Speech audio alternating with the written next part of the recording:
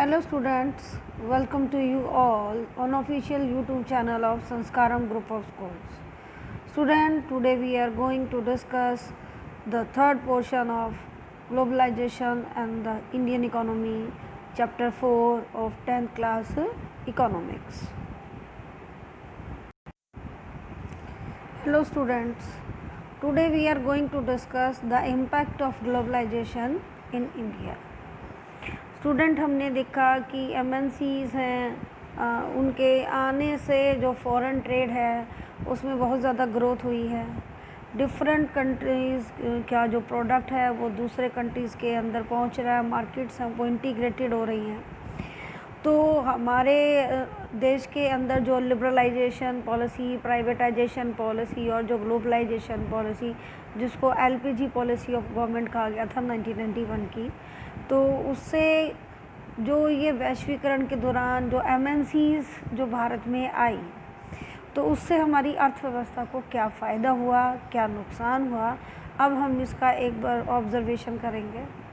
तो स्टूडेंट, कुछ स्टोरीज़ के माध्यम से चैप्टर हमें समझाने की कोशिश कर रहा है कि किस तरह से large producers, small producers, workers, skilled, unskilled, Indian economy, इन सब के ऊपर अलग अलग जो इम्पैक्ट है वो ग्लोबलाइजेशन का क्या रहा, और एंड में हम सम अप करेंगे कि ओवरऑल जो इंडियन ग्लोबलाइजेशन है उसको क्या एडवांटेजेस और क्या डिसएडवांटेज रहे ग्लोबलाइजेशन के। So student, let us we are going to discuss. In the last 20 years, globalization of the Indian economy has come a long way. What has been its effect on the lives of people? Let us look at some of the evidence. Globalization and greater competition among producers, both local and foreign producers, has been of advantage to consumers, particularly the well-off sections in the urban areas. तो सबसे पहले हम as a consumer हम देखते हैं कि well off sections जो हैं उनको फ़ायदा हुआ है ग्लोबलाइजेशन से, क्योंकि प्रोड्यूसर जो हैं वो कम्पीट कर रहे हैं लोकल मार्केट में, फॉरेन मार्केट्स के अंदर। तो जिससे कंज्यूमर को क्या बेनिफिट हुआ कि उसको अपने ही एरिया के अंदर बेटर से बेटर और डिफरेंट वैरायटी का जो प्रोडक्ट है वो अवेलेबल हो रहा है, और एक ग्लोबल कंपटीशन लेवल के रेट के ऊपर, यानी कि उसको कहीं ना कहीं बार्गेनिंग में भी उसको फ़ायदा है, उसको डिफरेंट जो रेट है वो भी डाउन मिल रहा है, क्योंकि अब सिर्फ लोकल प्रोड्यूसर नहीं है। और ये इकोनॉमिक्स का रूल है, आपको पता ही है, जो आपको बताया हुआ है कि जैसे जैसे सप्लाई ज़्यादा होगी तो जो प्राइस है वो क्या होगा, डाउन होगा। जैसे जैसे सप्लाई जो है वो कम होगी, कीमतें बढ़ती चली जाएंगी। तो आगे हम देखते हैं, there is a greater choice before these consumers who now enjoyed improved quality and lower prices for several products. जो हमारे वेल टू डू जो कंज्यूमर्स हैं, जिनके पास पैसा है खर्च करने को, वो इस दौरान मार्केट से बेहतरीन अपनी चॉइस की चीज़ें हैं वो खरीद सकते हैं। उनका लाइफ स्टैंडर्ड है वो बढ़ रहा है, हाई हो रहा है। As a result, these people today enjoy much higher standards of living than was possible earlier. क्योंकि वर्ल्ड क्लास जो सर्विस है, जस्ट सी दिस पिक्चर, कि global lifestyle you have always dreamed about, कि foreign products हैं, चाहे वो consumer goods हैं, small घर के लिए कोई छोटे मोटे इक्विपमेंट्स हैं, या कोई भी चीज़, मॉडर्न फर्नीचर है या कोई मॉडर्न गैजेट्स हैं, वो सब अवेलेबल है। तो आज आपका, if you have a money in your pocket, you can buy all these products. Next, among producers and workers, the impact of globalisation has not been uniform. कि कंज्यूमर को तो बेनिफिट हो रहा है, वो भी well off sections, poor section की पहुंच से बाहर है ये मार्केट, क्योंकि चीज़ें हैं वो कॉस्टली हैं, उसकी पहुंच के दायरे से बाहर है। तो यहाँ हम उसका जिक्र नहीं कर रहे हैं, इसीलिए firstly MNCs have increase their investment in India over the past 20 years। यहाँ तक मुझे कहना चाहिए past 30 years, which mean investing in India has been beneficial for them. अगर MNCs इंडिया के अंदर अपने प्रोडक्शन सेंटर सेटअप कर रही हैं तो अल्टीमेटली उनके लिए बेनिफिशियल होगा, तभी तो कर रही हैं, क्योंकि a large population mean a large number of market. एक विशाल मार्केट है, यहाँ पॉपुलेशन इतनी ज़्यादा है। चलो हम ये कह सकते हैं कि बहुत सारा भारत का एक बहुत बड़ी आबादी गांव में रहती है, लेकिन अब शहरों में भी आबादी कम नहीं रहती है। MNCs have been interested in industries such as cell phones, automobiles, electronics, soft drink, fast food and services such as banking in urban areas। कि पर्टिकुलर कुछ ही प्रोडक्ट्स हैं, चीज़ें हैं जिसमें सर्विसेज वगैरह जिसके अंदर ये MNCs इंटरेस्टेड होती हैं। These products have a large number of well of buyers। Particular यही प्रोडक्ट क्यों कि वेल ऑफ बायर्स इनको खरीदते हैं। In these industries and services new jobs have been created, also local companies supplying raw material etcetera to these industries have prospered. कि इसका मतलब कहीं जो स्मॉल प्रोड्यूसर्स जो कि इन सारी इंडस्ट्री को इंटरमीडिएट गुड्स सप्लाई कर रहे हैं, इक्विपमेंट्स, रॉ मटेरियल सप्लाई कर रहे हैं, वो भी अच्छी स्थिति में हो रहे हैं क्योंकि उनको काम मिल रहा है। लेकिन वो हम आगे देखते हैं। तो इसके बाद हम देखते हैं कि किस तरह से भारत सरकार भी इन जो मल्टीनेशनल कंपनीज़ को अट्रैक्ट करने के लिए जो पॉलिसीज़ जो बना रही है उसके अंदर उन्होंने क्या क्या स्टेप उठाए। Steps to attract foreign investment, ये बॉक्स है, आगे पढ़ने से ज़्यादा पहले हम इसमें पढ़ेंगे।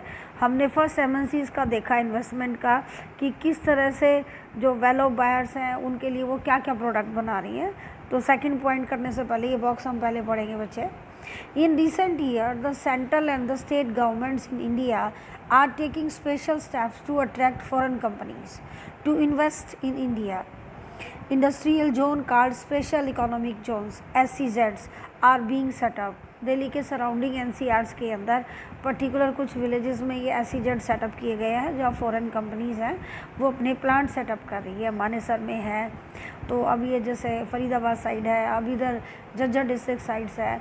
तो ये क्या है, ये बड़े बड़े प्लांट इसलिए सेटअप हो रहे हैं कि यहाँ पर एक पर्टिकुलर इंडस्ट्री आ रही है, आपको वो लैंड, इलेक्ट्रिसिटी और जितने भी डॉक्यूमेंटेशंस हैं, ट्रांसपोर्टेशन है, कुंडली मानेसर पलवल हाईवे एक्सप्रेस पे बनाया गया इनके लिए कि ट्रांसपोर्टेशन, ये सारी फैसिलिटीज़ उनको यहाँ प्रोवाइड की जाती हैं ताकि ये कंपनी यहाँ आएँ और अपना बिजनेस सेटअप करें और इंडिया में जॉब भी क्रिएट हो और मनी भी सर्कुलेट हो। ये देखते हैं। SEZs are to have world class facilities, बेहतरीन से बेहतरीन सुविधाएं दी जाती हैं SEZ के अंदर जो कंपनीज़ अपना बिजनेस सेटअप करती हैं। Electricity, water, roads, transport, storage, recreational and educational facilities, ये सब यहाँ प्रोवाइड की जाती हैं। Companies who set up production units in the SEZ do not have to pay taxes for any initial period of 5 years, कि आपको tax से भी रिडक्शन मिल रही है। जो फॉरेन ऑफिसर्स जो या जो हायर ऑफिसर्स जो इन इंडस्ट्रीज़ में काम कर रहे हैं उनके बच्चों के लिए हाई क्लास स्कूल्स, होटल्स, उन लोगों के लिए डिफरेंट फैसिलिटीज़ वो सब भी प्रोवाइड की जा रही है सराउंडिंग टाउन्स के अंदर भी। Government has also allowed flexibility in the labour laws to attract foreign investment. तो ये हो गया सेकंड स्टेप कि लेबर लॉज के अंदर भी फ्लेक्सिबिलिटी थोड़ी सी भारत सरकार ने दिखाई है, वो इतना स्ट्रिक्ट रूल्स नहीं रहे हैं अब। You have seen in chapter 2 that companies in the organized sector have to obey certain rules that aim to protect the workers' rights. In the recent year, the government has allowed companies to ignore many of these. Instead of hiring workers on a regular basis, company hire workers flexibility for short period when there is intense pressure of work. This is done to reduce the cost of labor for the company. However, still not satisfied, foreign companies are demanding more flexibility in labor laws. So यहाँ आप ये देखते हैं छोटा सा एक cartoon, now we are ready to invest, कि foreign companies India में इन्वेस्ट करने को तैयार है, क्योंकि जब तक उनको हमारे यहाँ अपना कोई हित पूरा होता नज़र नहीं आएगा तो वो क्यों आएंगे। अब हम देखते हैं सेकंड एडवांटेज जो हमारी इकोनॉमी को हुआ है several of the top Indian companies have been able to benefit from the increased competition. Bharat की जो टॉप कंपनी है उनको भी इस बढ़ती प्रतिस्पर्धा से फ़ायदा हुआ है. They have invested in newer technology and production methods and raised their production standards. कि हमारी कुछ बेहतरीन कंपनियां हैं, उन्होंने जो मॉडर्न टेक्नोलॉजी है उसके आधार पर अपने व्यय उत्पादन को बढ़ाया है और पैसा कमाया है. Some have gained from successful collaborations with foreign companies. कुछ ने साझा शेयर किया है इन लोगों के साथ में, फॉरेन कंपनीज के साथ में. Moreover, globalization has enabled some large Indian companies to emerge as multinational themselves. कि हमारी कुछ कंपनियां भी बहुराष्ट्रीय कंपनियां बन गई हैं. Tata Motors, specially automobiles, Infosys, Ranbaxy जो मेडिसिन में है, Asian Paints, Sundaram Fasteners and nuts and bolts के अंदर are some Indian companies which are spreading their operations worldwide. Globalization has also created new opportunities for companies providing services, particularly those involving IT. Globalization ने particular IT जो industry है ना sector में बहुत ज़्यादा services create की हैं. The Indian company producing a magazine for the London-based company and call centers are some examples of this type. Besides a host of services such as data entry, accounting, administrative tasks, engineering are now being done cheaply in countries such as India and exported to the develop countries. कि ये सब task जो वो खुद अपने country में कर लेते थे, आज हमारा जो स्किल्ड लेबर है और हमारा जो ह्यूमन कैपिटल रिसोर्स है उसका इस्तेमाल करके ये अपनी कॉस्ट प्रोडक्शन जो है उसको लो कर रहे हैं. तो हमारे देश में बहुत सारा जॉब इन लोगों के लिए क्रिएट हो रहा है. Ultimately these are the two advantages we have discuss about the Indian economy got from globalization. Now student, we are going to discuss some examples. This is work these out. I have already given into the homework. These are short questions, you can easily give the answer. अगर मुझे लगता कि आप नहीं कर पाएंगे तो मैं ऑलरेडी आपको बताती. Now student, we are going to our third point, small producers. ये एक डिसएडवांटेज है जो कि compete और perish, या तो प्रतिस्पर्धा करो या भुगतो. For a large number of small producers and workers, globalization has posed major challenges.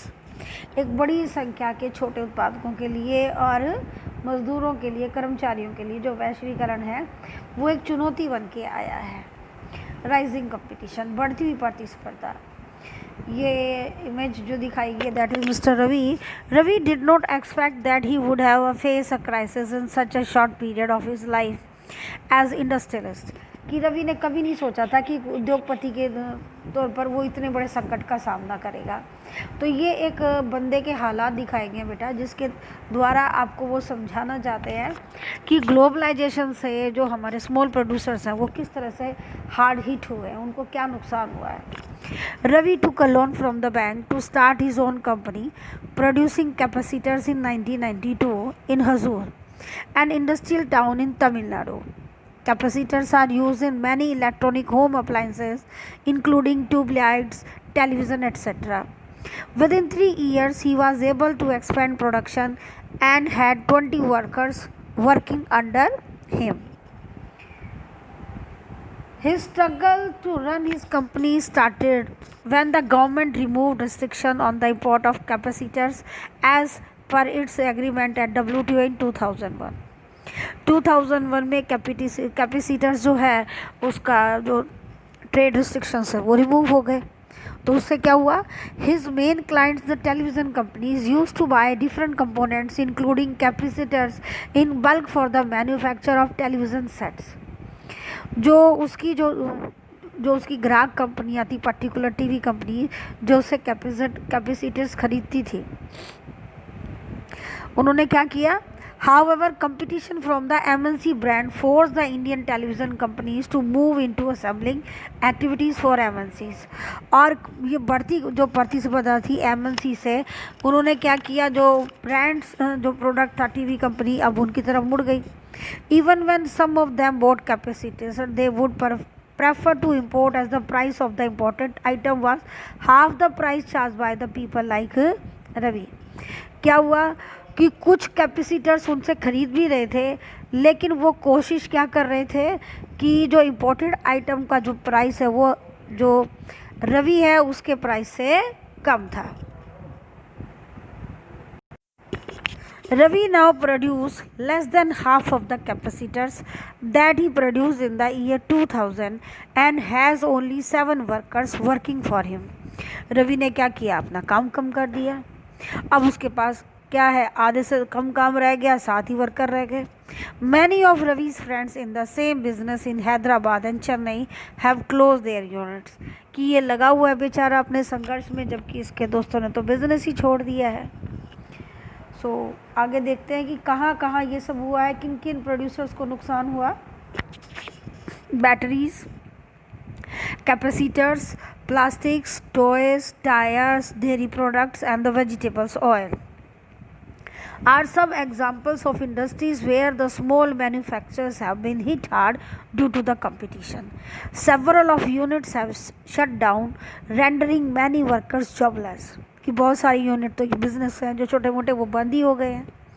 The small industry in India employ the largest number of workers, 20 million in the country, next only to agriculture.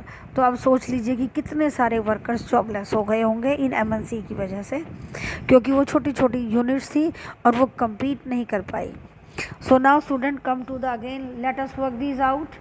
What are the ways in which Ravi small production unit are affected by the rising competition?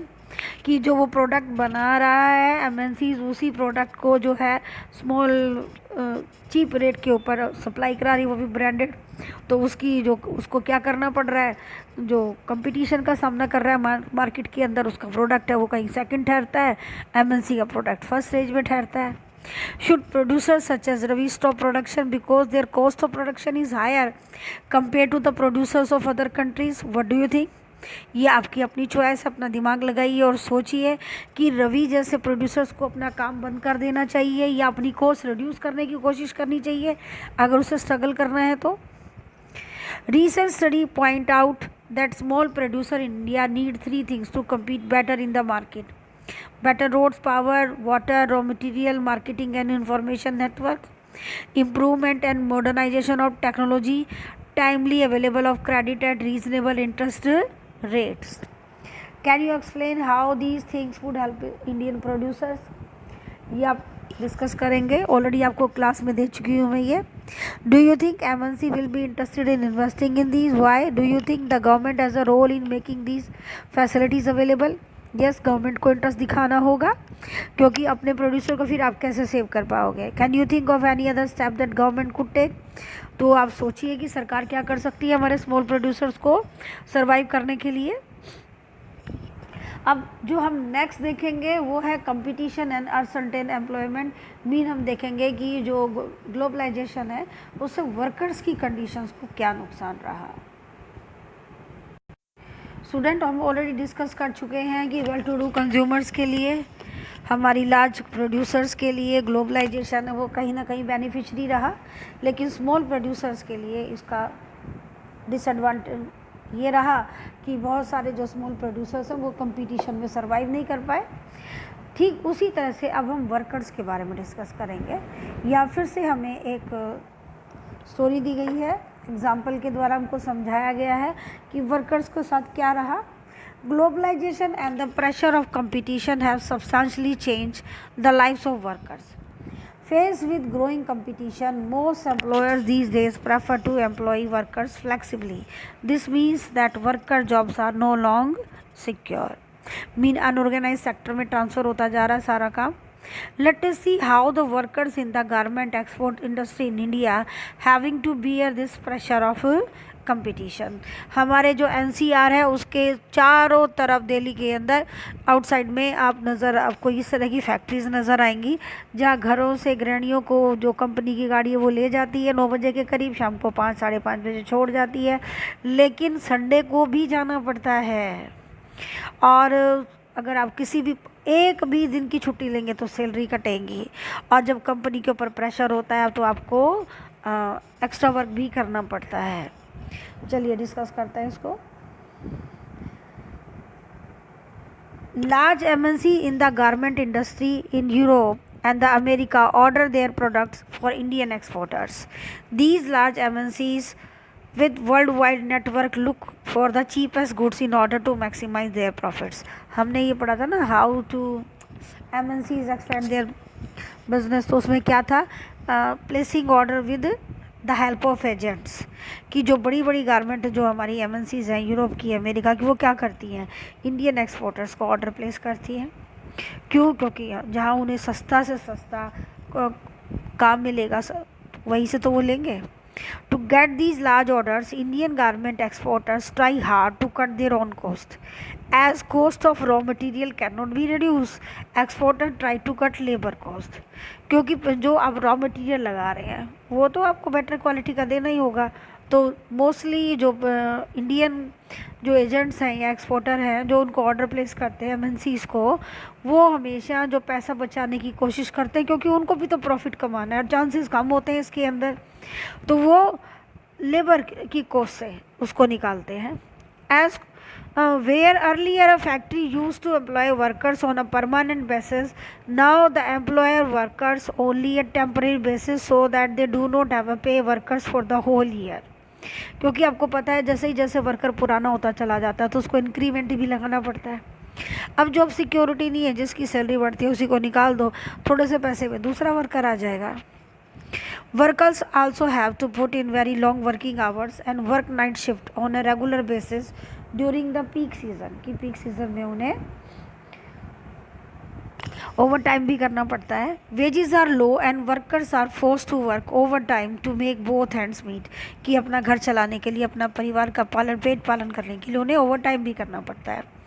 While this competition among the garment exporters are allowed to the MNCs to make large profit, कि worker को कुछ नहीं मिल रहा लेकिन MNC इस काम के दम पर लंबा प्रॉफिट कमाती है, बहुत बड़ा। Workers are denied their fair share of benefits brought about the globalisation, और वर्कर्स को इस ग्लोबलाइजेशन के बेनिफिट से कुछ भी नहीं मिलता है। जैसा कि हमने हिस्ट्री के अंदर 9th क्लास में पढ़ा था, कार्ल मार्क्स भी तो यही कहता था कि इंडिविजुअल जो होते हैं कैपिटलिस्ट, वो पैसा लगाते हैं, इन्वेस्टमेंट करते हैं, लेकिन उस पैसे से प्रॉफिट को कन्वर्ट करते हैं वर्कर्स, और उनको फेयर शेयर नहीं मिलता। और यही से सोशलिज्म की अप्रोच आई थी। तो काफ़ी हद तक वो सही थे कि जो प्रॉफिट आप कमा रहे हैं एक लार्ज नंबर पर, अगर उसमें से कुछ शेयर अगर अपने आप वर्कर्स को देते हैं तो उनका भी लाइफस्टाइल है वो बेटर होता है। बट कैपिटलिस्ट इकोनॉमी में इस तरह की कोई सोचता नहीं है। गारमेंट वर्कर्स, फिर हमें एक एग्जाम्पल दिया गया सुशीला का। 35-year-old Sushila has spent many years as a worker of garment export industry of Delhi. She was employed as a permanent worker entitled to health insurance, provident fund, overtime of a double rate. When Sushila factory closed in the late 1990 में जब वो permanent worker थी वो factory बंद हो गई, उसके benefits आपने देख लिए, सारे के सारे ऑर्गेनाइज सेक्टर वाले हैं। After searching for a job for 6 months, she finally got a job 30 kilometers away from where she lives. Even after working in the factory for several years, she is a temporary worker and earn less than half what she was earning earlier. कि पहले वो permanent worker थी तो उसे एक better salary मिलती थी, अब उतनी सैलरी नहीं मिलती है। Sushila leaves her house every morning 7 days a week at 7:30 AM and returns at 10 PM. A day off from work means no wage, कि अगर वो एक दिन की भी छुट्टी ले लेगी तो उसको सैलरी नहीं मिलेगी। She has none of the benefits she used to get earlier. Factories closer to her home have widely fluctuating orders and therefore pay even less, कि अगर आप सोचो कि अरे मैडम जी वो दूर क्यों नहीं काम करने क्यों जा रही है, अपने घर के पास काम क्यों नहीं करती, तो उसके घर के पास जो फैक्ट्रीज है वहाँ उन्हें बहुत कम सैलरी मिल रही है, तो अगर उसे एक अच्छा अमाउंट चाहिए तो वो दूर जाना पड़ रहा है। तो कहीं ना कहीं हम देख रहे हैं कि वर्कर्स के लिए जॉब सिक्योरिटी का क्वेश्चन खड़ा हो गया है एमएनसी की वजह से। The condition of work and the hardship of the workers described above have become common to many industrial units and services in India. Bharat में ये आम बात है कि ये दो नुकसान हमें हैं ग्लोबलाइजेशन के। Most workers today are employed in the unorganized sector. Moreover, increasingly condition of work in the organized sector have come to be resemble the unorganized sector. और आज तो हालात ये हैं कि कई ऑर्गेनाइज सेक्टर के अंदर भी अनऑर्गेनाइज जो है उसके हालात हो गए हैं। कि आपको बता दूं कि अभी हमारी बहुत सारी ऐसी सर्विसेज हैं जो हमारी नई गवर्नमेंट है वहाँ भी वो क्या कर रही है, कॉन्ट्रैक्ट पे जॉब प्रोवाइड करा रही है। गवर्नमेंट सेक्टर के अंदर भी कॉन्ट्रैक्ट पे जॉब मिल रही है। So there is no job security. Workers in the organise sector such as Sushila no longer get the protections and benefits that they enjoyed earlier. So again there are few questions, let us work these out.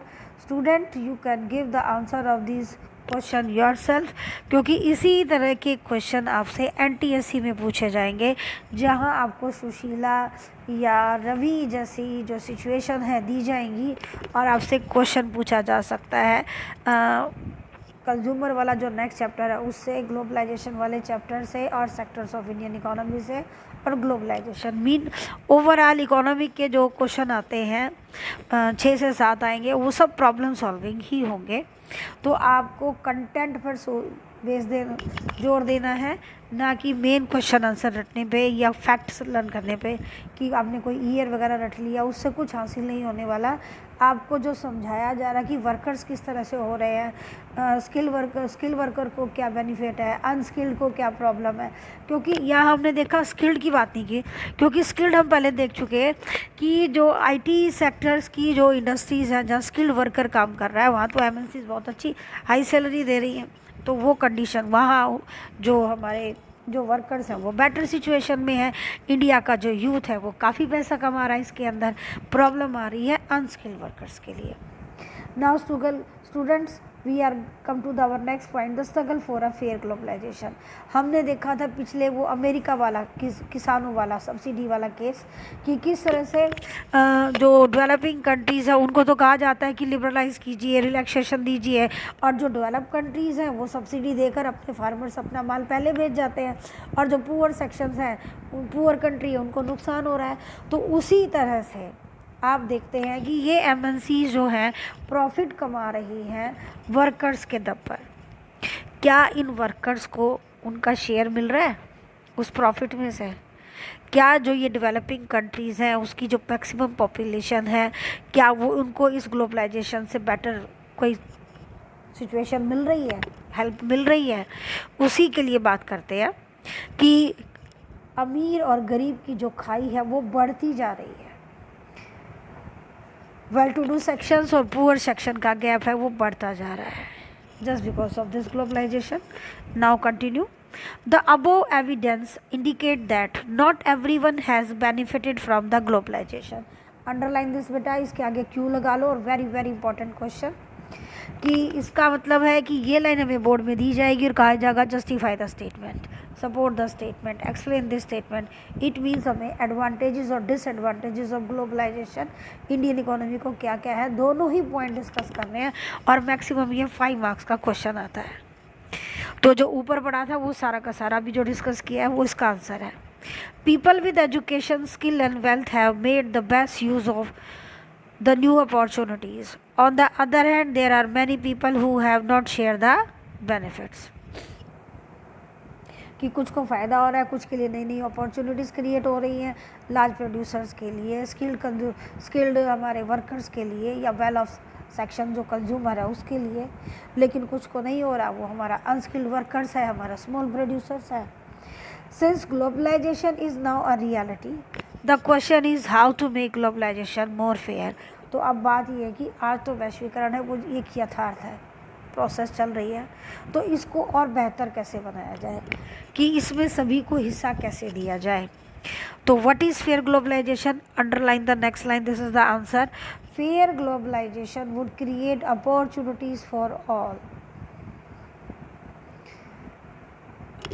and also ensure that the benefits of globalization are shared better. कि जो सच्चा जो वैश्वीकरण है, सही वैश्वीकरण है, न्यायिक वैश्वीकरण जो है वो क्या है, सही जिसको हम कह सकते हैं कि जिसमें अवसर सबको बराबर मिले और जो उसका लाभ है वो सब में बराबर बांटा जाए। A government can play a major role in making this possible. जो हमने पीछे कहा कि स्मॉल प्रोड्यूसर्स को सेव करने के लिए गवर्नमेंट कुछ पॉलिसीज़ बना सकती है, उन्हें लोन प्रोवाइड कर सकती है, उन्हें टेक्नोलॉजी प्रोवाइड कर सकती है। इट पॉलिसीज में protect the interest not only the rich and the powerful but all the people in the country. Underline this. You have read about some of the possible steps that government can take. For instance, क्या कर सकती है? Underline the first step. The government can ensure that labor laws are properly implemented and workers get their rights. बेटा यहाँ अलग से question आ जाता है कि what is the role of government in the fair globalisation, कि गवर्नमेंट कुछ laws है वो इंट्रोड्यूस कर सकती है, इम्प्लीमेंट कर सकती है, and the workers get their right, और मजदूरों को उनका हक दिला सकती है। It can support small producers to improve their performance till the time they become strong enough to compete. If necessary the government can use trade and investment barriers, जो हम ऑलरेडी पढ़ चुके हैं। It can negotiate at the WTO for fair rules, कि बातचीत भी हो सकती है WTO के साथ, कुछ रूल्स पे नेगोशिएट कर सकते हैं। It can also align with other developing countries with similar interest to fight against the domination of developed country in the WTO। और डेवलपिंग कंट्रीज़ हैं वो अपना एक अलग से संगठन बना सकते हैं, जैसे हमने सार्क बना रखा है, या और दूसरे संगठन हैं, जैसे ऑयल कंट्रीज़ हैं उनका अलग संगठन है। तो अलग अलग कंट्रीज़ के जो ग्रुप्स हैं, जैसे हमने अपना नॉन अलाइनमेंट भी बना रखा है, इस तरह से कि हम डेवलपिंग कंट्रीज़ का एक ग्रुप भी बना सकते हैं जिसमें हम डेवलप्ड कंट्रीज़ को फोर्स करें कि नहीं, हम आपको सपोर्ट नहीं करेंगे, आपको इस तरह के ये प्रैक्टिसेस नहीं करनी होंगी। In the past few years, massive campaigns and representations by people organizations have influenced important decisions relating to trade and investment at WTO। कि अब हमारी कुछ NGOs और पीपल ऑर्गेनाइजेशंस जो है वो कुछ मूवमेंट लॉन्च कर रहे हैं ताकि जो WTO उसके ऊपर प्रेशर बनाया जा सके। This has demonstrated that people also can play an important role in the struggle for fair globalisation, कि ये चीज़ हमें दिखाती है कि लोग भी व्यक्तिगत रूप से भी WTO के साथ में संघर्ष कर सकते हैं यदि उन्हें सही जो वैश्वीकरण की प्रक्रिया है वो चाहिए। तो अगला जो इमेज है वो इसी चीज़ को दिखाता है स्टूडेंट। द सीट, ये एक प्रोटेस्ट से दिखाया गया है हांगकांग का 2005 का, डिमोन्स्ट्रेशन अगेंस्ट WTO इन हांगकांग 2005, कि NGOs और जो कंज्यूमर डिफरेंट हमारी ऑर्गेनाइजेशन है वो ऐसा कर सकती हैं। सो स्टूडेंट, अब हम इस चैप्टर की क्लोजिंग पॉइंट पे आ रहा है समीग अप, कि ओवरऑल इस चैप्टर में हम क्या देखते हैं। In this chapter we look at the present phase of globalisation. आज का जो हमारा वर्तमान दौर है वैश्वीकरण का, वो हम इस चैप्टर में हम देखते हैं। ग्लोबलाइजेशन क्या है? It is the process of rapid integration of countries, देशों के एकीकरण की तीव्र प्रक्रिया। This is happening through greater foreign trade and foreign investment. ये विदेशी व्यापार और विदेशी निवेश की वजह से सब हो पाया है। MNCs are playing a major role in the globalisation process. More and more MNCs are looking for locations around their world that are cheap for their production. As a result, production is being organized in complex ways. इसकी वजह से production कहीं हो रही है, assemble कहीं हो रही है, सेल एंड परचेज कहीं हो रही है, तो प्रोडक्शन जो है कॉम्प्लेक्स फेज में जा रही है। Technology, particularly IT, has played a big role in organizing production across countries। और टेक्नोलॉजी पर्टिकुलर IT जो है उसकी वजह से ये जो ग्लोबलाइजेशन की प्रोसेस है वो और फास्ट पॉसिबल हो पाई है। In addition liberalisation of trade, कि विभिन्न देशों के जो लेबर लॉज है उनके अंदर जो रिलैक्सेशन हुआ है उसने भी इस प्रोसेस को बढ़ावा दिया है। Investment has facilitated globalisation by removing barrier to trade and investment. At the international level, WTO has put pressure on developing countries to liberalize trade and investment। तो इस अल्टीमेटली हमने इस पैराग्राफ में क्या डिस्कस कर लिया कि what are the factors that possible the globalization, जिसकी वजह से ग्लोबलाइजेशन है वो संभव हो पाया है। While globalization has benefited well of consumers and also producers with skill, education and wealth, many small producers and workers have suffered as a result of the rising competition. Fair globalization would create opportunities for all and also ensure that benefit of globalizations are shared better. So student, this is the end of this chapter. If you like my explanation, please like my video and subscribe it. Student, if you need any other chapters explanation, you can comment me. Thank you and bye.